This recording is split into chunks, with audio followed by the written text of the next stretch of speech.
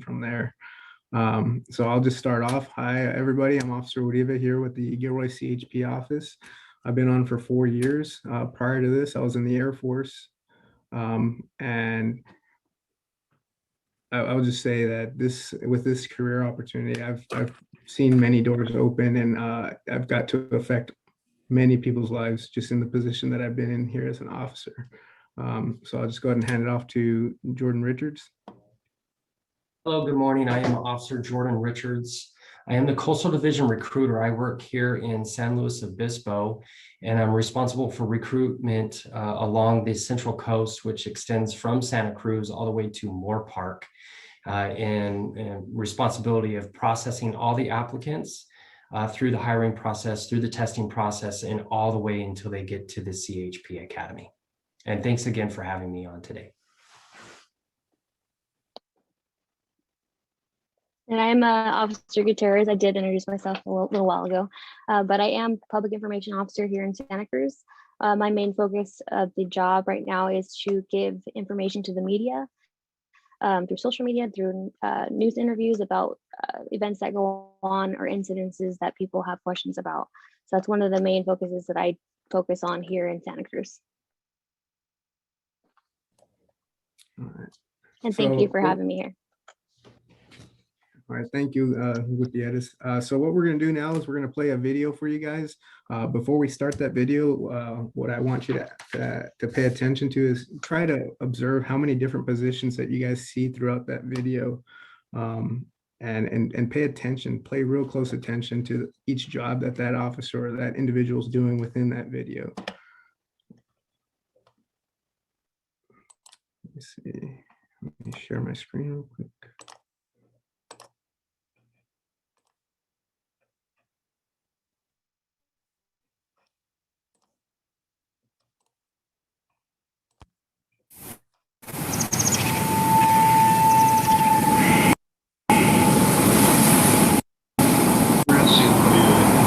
You want to post it?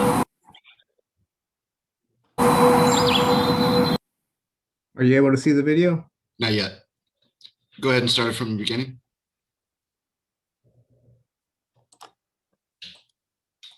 And we can see it now. Perfect. Thank you.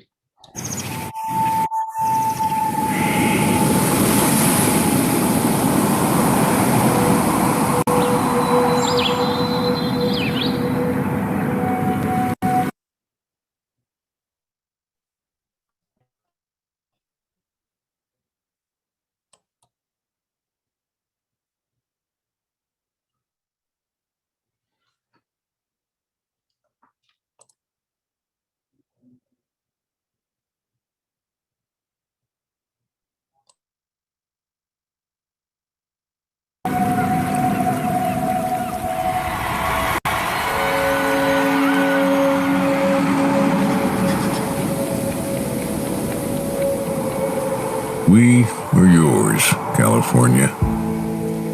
It is our privilege to serve our golden home out west. We've driven your roads for quite some time. Perhaps you've seen our colors, a shining point of light amid your vast and varied landscape. In the desert and the forest, from the mountains to the sea, we are many, and we are one. You see, the road is a place we call home, a world of asphalt and concrete, rubber and steel. We are boots on the ground. We are wings in the air, 2 wheels and 4. We are blood and sweat, tried and true. We come from every walk of life. And we are many, yet we are one.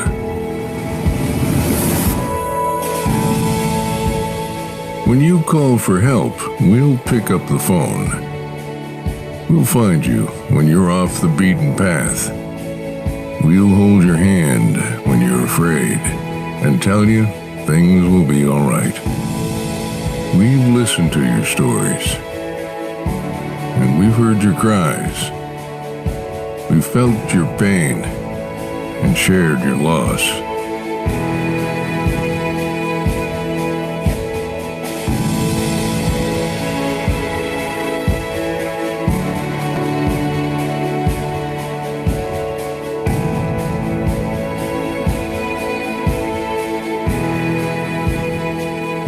give us purpose, and we will give everything to protect you.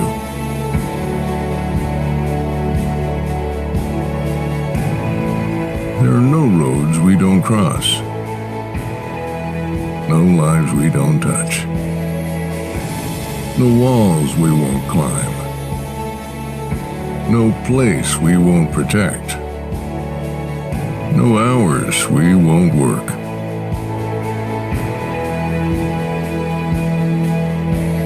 Our work is the kind that doesn't end.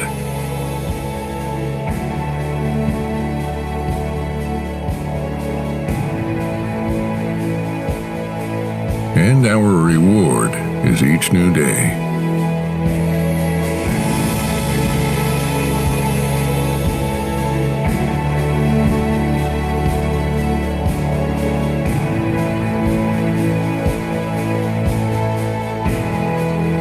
Your trust has paved the way for our success. And our gift to you is a promise of nobility.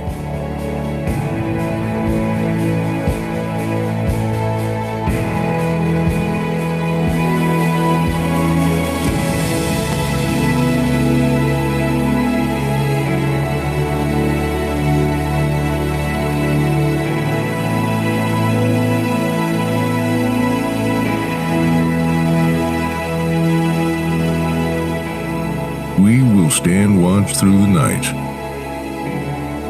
through wind and rain and snow and sun.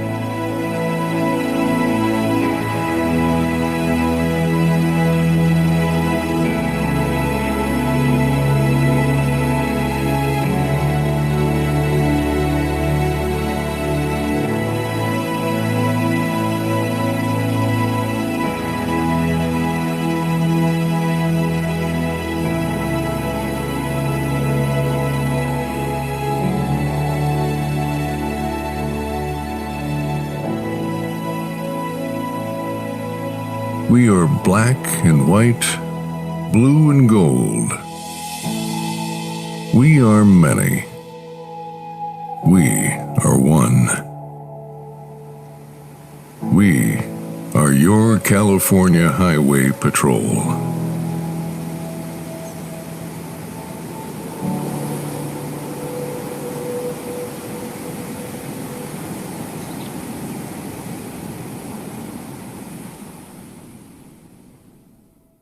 Okay, so that's one of the favorite videos that we like showing, that kind of shows our audience exactly what we're doing throughout the state. And I do see that some people asked if that's Sam Elliott, and it's actually me.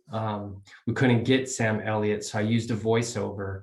And so that's me talking during the presentation. Just joking, it's really Sam Elliott.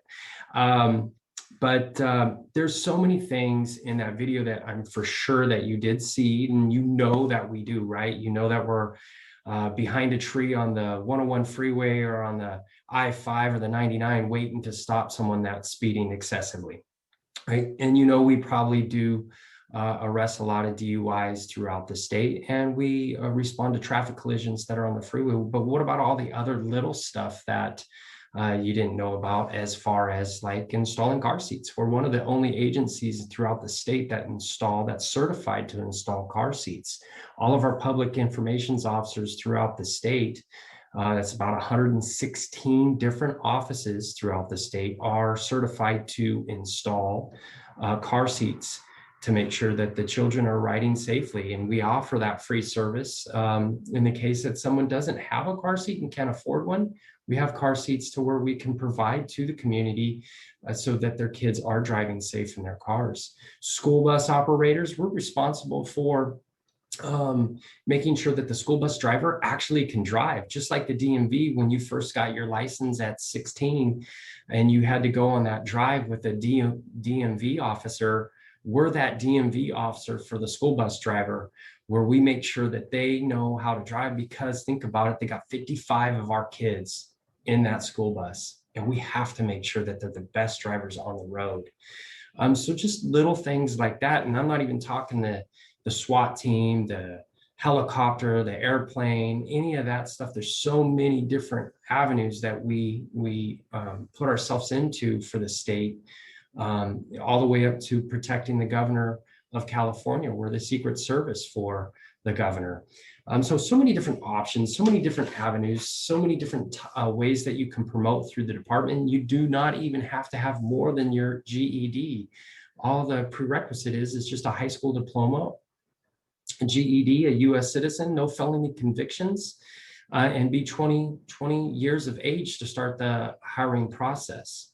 So many different jobs, so many different things to do. How much do we make? That's the big question that I always get when I do these seminars in person. And if you look online, it says you're going to make somewhere between $5,000 and $9,000. And it is kind of confusing because it doesn't put in all of the overtime that will work, or the shift differential, or because we have to stay in shape. How much is that? So I'm going to tell you right now, your first year working as a CHP officer without a college degree, you'll make $97,000 a year. And that's without overtime. And you'll get a 5% raise for the next 4 years. So in your 5th year as a CHP officer working the road, you'll make $119,000 a year. That's your base salary. And that's not including probably a minimum of $10,000 of overtime that you'll work throughout a year. More realistically, it's probably closer to 20 to 25. And it could be upward to $100,000 of overtime if you don't want to have a life. You could work that much overtime. For me, I like spending it with my family and get the bare minimum of it right around $10,000. So money is very important. I understand that. But with that college degree that you guys are so working for right now, you get an extra 5% of income from the very beginning once you start as an officer. So that 119 would actually be closer to $123,000, $124,000 a year with a 4-year degree. Realistically, we really like any candidates that are 20 years of age or older, but I find out that a lot of the applicants that go through the system that do have a 4-year degree end up passing the written examination a tad bit easier and skewing the grading curve on our what we call a Pellet B. It's a examination for law enforcement agencies, and make it a little bit harder for those that don't have a college degree. So they do very well in our testing process. Talk about retirement a little bit, but not much because you guys are so young and retirement is the least of your worries. But I can tell you that it becomes very important once you're in your 30s and 40s. And we have the potential, you have the potential of making 81% of your highest 3 years of salary for the rest of your life, or the rest of your significant other's life. And that's a big deal, 81%, which realistically, without you adding to your retirement, comes closer to 90% of your highest 3 years worth of salary. That's a lot. That's over $100,000 a year for the rest of your life. I think you can live off of that just by putting in approximately 30 years with the California Highway Patrol, and that'll get you paid for the rest of your life. And it's one less thing that you have to worry about. So all of that said and done, you have to work the road, and Officer Uribe is going to talk about what actually you're going to do the day in the life of a road officer. Thank you, Officer Richards. So as Officer Richards explained, before you can get into these separate positions, you do have to have your time on the road. And typically what that entails is straight out of the academy, you go into this phase training where you're accompanied by a field training officer. And they teach you the basics of how to be a road officer. And what that typically encompasses is in the morning or before the start of your shift, you get here to work, you make sure everything in your vehicle is operable and in service. You're checking out your medical bags, making sure you have flares, whatever you may need for that day. And that's just before shift. So once you do that, you're going to go into your briefing where they will assign you your beats. And a beat is basically the area that you're going to cover for that day. Once you get that, you go out and you go on the road, and what you're doing for that is you're going to be checking if there's any disabled motorists, anybody who may need any help or service that they can't necessarily get on their own, and making sure that their safety is the utmost importance. Another thing that you're going to be doing when you're not looking for those disabled motorists, you're also going to be responding to collisions. And those collisions can vary for anywhere from a minor fender bender, as you may call it, or a major injury collision where you're going to have to provide some type of medical aid until a higher medical team arrives. Just to speak on that, here's a little backstory to that. My first day off of in Braken, I was actually with my FTO, and we were rolling down the street when we were stopped by a passing motorist, and this individual told us he observed a vehicle roll over and go down a hillside. Well, my FTO and I responded out to the scene, and I see 3 individuals out of that vehicle. This mom was holding one baby and holding her daughter on the side. And my FTO and I just run up. I did not even have to think about it. Just the amount of training that you go through in the academy, it kicks in. I walk up to her and I see this young 4-year-old girl. She has a wound on her head, and I just take her and I start performing medical care. And that went on, and I made sure she was alert and talking until the paramedics and the higher trained medical staff arrived. So in reality, you never know what to expect when you're out on the road. Our goal is that safety, service, and security of the public. So what you're doing is you're searching for these moving violations in hopes that you're going to find the impaired driver to get them off of the road to potentially save that life and the lives of others. You're also affecting those lives in the sense of, hey, they get to go back home to their family at the end of the day. And so do other individuals that were sharing the road with them. And to kind of touch bases off of what Officer Richards says, once you get past that part of being a road officer, you can go into these specialty assignments such as the K9, which they go through this 11-week training program, and they are assigned to that K9, and they get to take care of them 24/7. That is their partner. That is their dog that they get to take home. Also, as you saw in the video, we do have air operations. So there's multiple different capacities within that. So you have the pilot, you have the paramedic, you have the observer. So those are all different jobs within that one unit.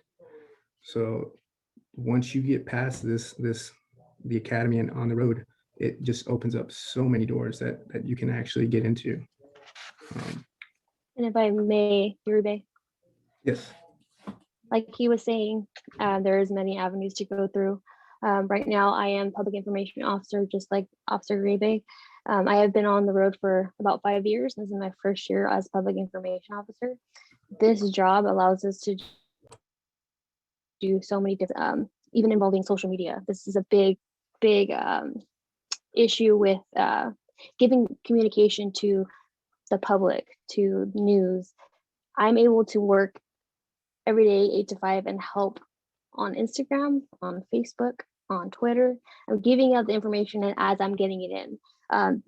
A lot of people your age are now into that social media aspect. So being able to work, I can use Instagram and Facebook every day. It's a dream come true. So I think something that like this public information officer is another avenue that might entice some people to join the Highway Patrol, because it is another great avenue that you can work as not only a road officer, but being able to use social media to present classes and to give incident updates as things are going on the road.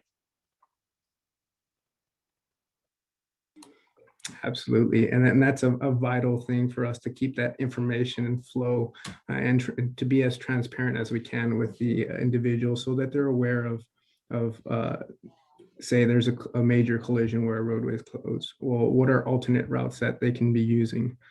So that's a key role in our department, as well as that flow of information. So next would be the process of getting into the CHP Academy and how we can facilitate that. And I'll pass that off to Officer Richards. Yeah, so we're one of the hardest law enforcement agencies to get into, probably besides the FBI. FBI, obviously, you have to have a 4-year degree in a BS degree for that, and then possibly some military experience.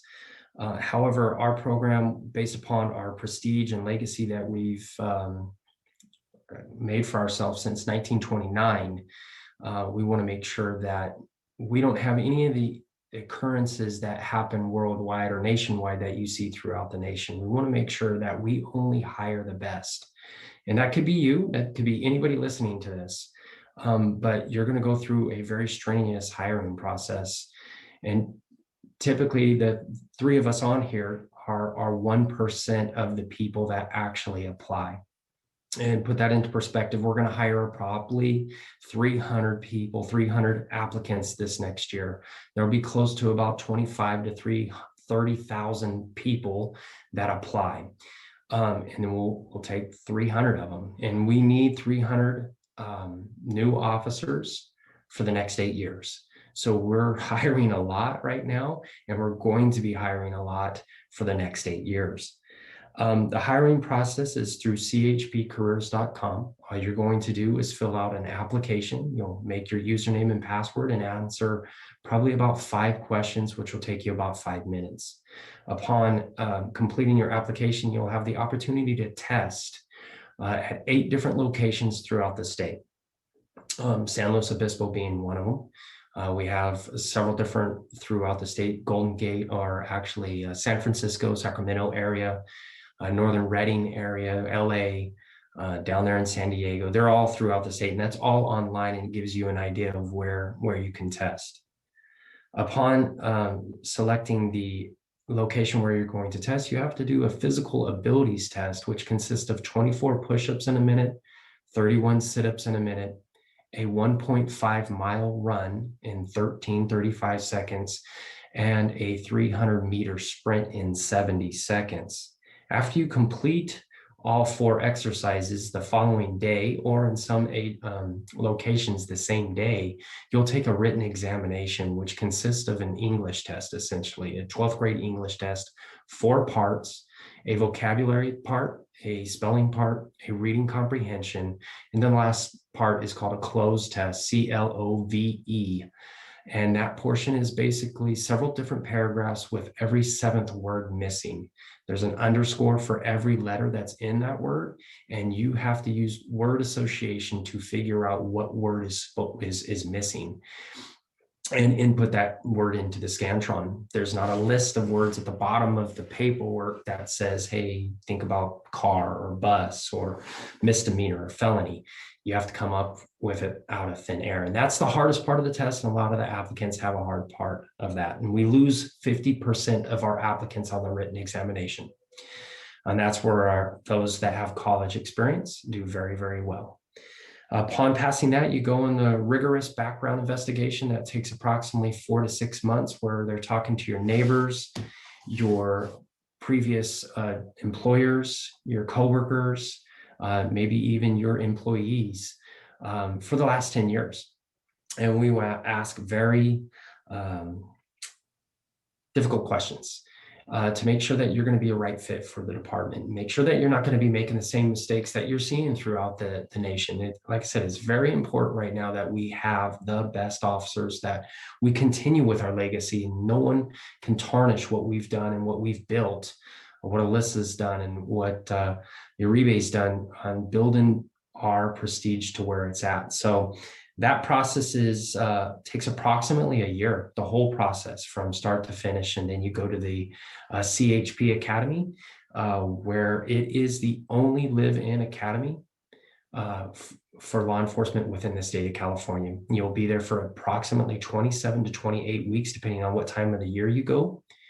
And you get paid during that time. So it's a live-in academy where we pay for everything. and we feed you this delicious food that your rebate will agree that he would love to go up there right now and get some kind of rainbow meatloaf, but it's the best, but it's free. And so is all the training and all of the physical training that we're going to put you in, and you're going to come out of there in the best shape of your life. And you're going to be a whole new officer, a whole new person, ready to provide the highest level of safety, service, and security. And I know that's just a tag, but if you think about it, service, right? We're providing a service to the people of California by doing all the things that you saw in that video, by putting in the car seats, by making sure everybody's driving safely, that the equipment that we check on the road, on all these big rigs that we have to go through weigh stations, we check them and make sure that they're not out of alignment and not overweight. And we're doing that to provide a service and keep people safe on the road.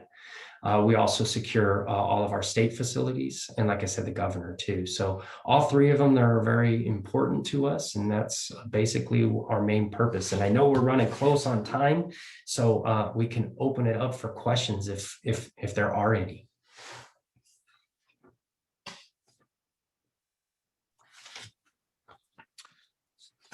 So I don't see any specific questions in the chat. I had a few questions, but I think some of them got answered. But I was wondering how many miles is your typical beat? About how many miles do you drive in a shift? Well, that actually depends, beat coverage or the way it's broken up. It depends on how many officers you have working that day.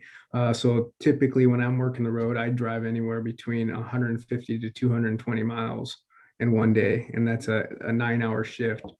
And again, that's going from call to call or just driving around looking for violations or, responding to help my fellow beat partners. And then I'll ask one more as we're getting close on time. What do you think is the most important task as a CHP officer? Whether it's in your current role or, when you're on the street. So for me, my number one thing is to be able to effectively provide that service for the public. Is I'm in this role to help people out and make sure that they are getting what they need in regards to if they're stranded on the side of the road. I go that extra mile to make sure if it's a hot day that they have water, food, or resources to call out those tow companies. And if they're not there, I offer as what I can do, whether it's giving them the ride to the gas station or going out and getting it on my own dime. I think in our role as public safety officers, our number one goal is to be able to provide that service and have that community engagement. And really, we're here to help people out. I think for me, and I think everybody's going to be a little bit different, but I had a sergeant that would come in the morning after I worked graveyards, and he was adamant that we drove the area of our responsibility on the roadway to make sure that some grandma that doesn't have a cell phone didn't break down and that no one's there to get her. What if it's your grandma? What if it's my grandma? You need to be there to make sure that your grandma is not broken down somewhere and is stranded and no one's there to help her, right? So that's a very important part of our job, is making sure no one's stranded on the highways and can't get communication to get them out there. Another one for me specifically was pulling over DUI drivers, knowing that DUI drivers are responsible for the majority of the fatal traffic collisions out there. And they're the ones that end up dying in a traffic collision when they caused it. Because they elected to consume alcohol and or drugs and put themselves over the limit and then get in a crash and kill someone. I always was adamant that it was a big deal for me to pull them over and arrest them before they had the opportunity to kill someone. So saving lives on that aspect of removing DUI drivers from the road was very important for me. Great, thank you. Jackie, do we have time for one more? Yeah, we can do one more. Go ahead, Ryan. Okay. So I know you talked a little bit about the CHP Academy, and you may or may not know that Gavilan is part of a consortium with a police academy. What's the can you name one or two major differences besides like living on campus and great food? Are the primary differences between like maybe our police academy and the CHP Academy? I can. So I believe that your academy is we have an academy here with Alan Hancock that's out of Santa Maria, and they're approximately 18 weeks. We will, as they do, as all academies throughout the state, they have to handle all the post mandated classes. And it's approximately 18 to 20 weeks worth of training. We have an additional 8 to 10 more weeks of training that's CHP specific. Specifically thinking DUI training for hours will be around 15 to 18 hours that a post-certified police officer is going to receive. We are going to do 72 hours of DUI training. And it's like that for pretty much everything. Our traffic reconstruction with traffic collisions, we're going to get about 150 hours where the mandated post hours that are needed to receive your traffic investigator certificate would be approximately 50. So we're going to do it by over 100 hours. Driving on a high-speed track where we spend approximately an additional 50 hours past post requirements. That's just to make sure that we're all safe out there driving at speeds of 130, 140 miles per hour. In the city limits, you don't really get to that point, but on the freeway we do. So that's the specific differences. We're up all night, every night, learning how to correctly arrest someone. Not that that's not happening at the other academies, but after 5 o'clock, we're back into the gym working on physical methods of arrest. Great, thank you.